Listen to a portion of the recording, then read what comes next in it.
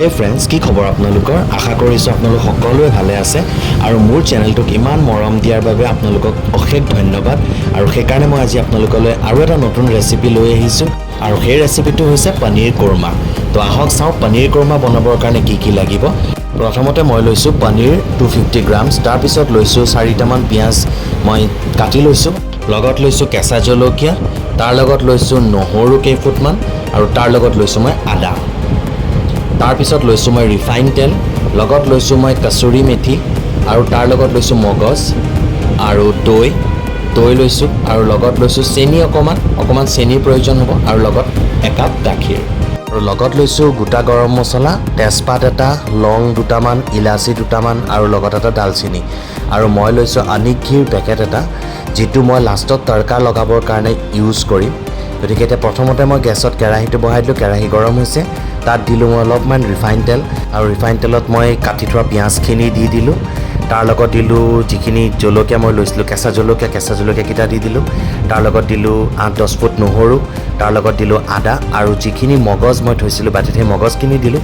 মগজৰ জেগাত আপুনি কাজুও দিব পাৰে, কিন্তু মই এতিয়া মগজ ইউজ কৰিছোঁ আৰু এতিয়া এইখিনি বস্তু ভাজি ল'ম। ভাজি পেলাই এখন প্লেটত মই নমাই থ'ম, ঠাণ্ডা হ'বলৈ দিম আৰু ঠাণ্ডা হোৱাৰ পিছত মই মিক্সিৰ বাতি এটাত এইখিনি গ্ৰাইণ্ড কৰিম। বস্তুটো এটা পেষ্ট বনাব লাগিব, কাৰণ এই পেষ্টটো দিহে আমাৰ কাৰীটো বনিব। গতিকে মই এতিয়া পেষ্টটো তৈয়াৰ কৰিম। তো মই মিক্সিত প্ৰথমতে পিচি লৈছোঁ আৰু প্ৰথমতে অলপমান পানী দি আপুনি পিচিব, চাব বস্তুটো যে কিমান স্মুথ হৈছে। যদি বেছি স্মুথ হোৱা নাই তেতিয়াহ'লে আৰু অলপ সময় পিচিব।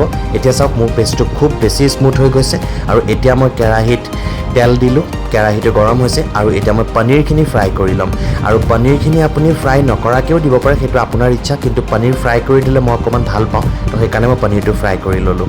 আৰু এতিয়া মই দিছোঁ ৰিফাইন তেলত মই দিছোঁ অকণমান ঘি আৰু লগত দিছোঁ মই তেজপাত দুটা, ইলাচি দুটা আৰু লং আৰু লগত দিছোঁ ডালচেনি আৰু এতিয়া ইয়াৰ এটা খুব ধুনীয়া ফ্লেভাৰ ওলাব। তাৰপিছতে আপুনি সেই পেষ্টখিনি যিখিনি আমি মিক্সিত পিচি থৈছিলোঁ সেই পেষ্টখিনি আপুনি ঢালি দিব আৰু সেই পেষ্টখিনি যেতিয়ালৈকে তেলটো নেৰে পেষ্টখিনি ভাজি থাকিলে আপুনি দেখিব যে এই ছাইডত তেলটো এৰি দিছে আৰু তেতিয়া আপুনি অকণমান চেনি আৰু অকণমান নিমখ দিব, দি ভালকৈ লৰাই দিব, বস্তুটো লৰাই থাকিব অলপ টাইম পেষ্টটো ভাজি থাকোঁতে। গতিকে তাৰপিছত মই যিখিনি দৈ থৈছিলোঁ সেই দৈখিনি দি দিলোঁ আৰু দৈখিনি দি অলপ টাইম ভাজিম, যাতে দৈৰ যিটো এটা টেঙেচুৱা ভাৱ থাকে সেইটো গুচি যাব।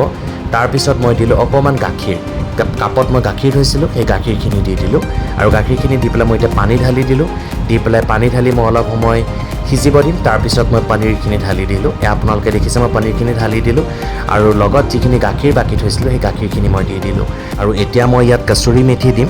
আপোনালোকে দেখিছে মই কাছুৰি মেথি দিছোঁ, দি পেলাই ভালকৈ লৰাই দিব, তেতিয়া খুব ধুনীয়া ফ্লেভাৰ এটা ওলাব আৰু কোৰমাত কাছুৰি মেথি লাগিবই। লগত মই কেঁচা জলকীয়া আৰু দুটা দি দিছোঁ, যদি আপোনালোকে জ্বলা খাই বেয়া পায় তেতিয়াহ'লে কেঁচা জলকীয়া নিদিলেও হ'ব। আৰু এতিয়া মই ঘিৰ তড়কাটো মাৰি দিম, ঘিটো জুইত গৰমাই মই তড়কাটো মাৰি দিলোঁ, আপোনালোকে দেখিছে। তড়কাটো মাৰি দিয়াৰ লগে লগে এটা স্মকি ফ্লেভাৰ আহি যাব। তাৰপিছত এটা পাত্ৰত নমাই লওক আৰু ছাৰ্ভ কৰক খাবৰ কাৰণে। ৰেডি হৈ গ'ল পনীৰ কোৰমা। তো ৰেচিপিটো চাই কেনেকুৱা পালে জনাবলৈ নাপাহৰিব আৰু চাই থাকিব চৈতন্য ব্লগছ। আজিৰ কাৰণে বাই বাই।